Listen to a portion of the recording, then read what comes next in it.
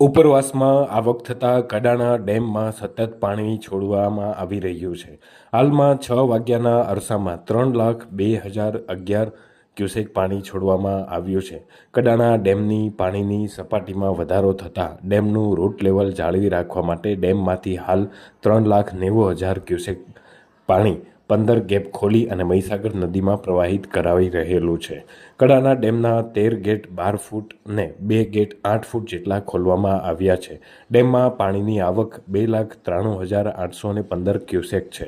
ડેમમાંથી કડાણા હાઇડ્રોપાવર પ્રોજેક્ટને 20,400 ક્યુસેક પાણી અપાઈ રહ્યું છે અને સુજલામ સુફલામ કેનાલમાં 500 ક્યુસેક પાણી છોડવામાં આવી રહ્યું છે. વિજય જોશી, GTV ગુજરાત ન્યૂઝ, મહીસાગર.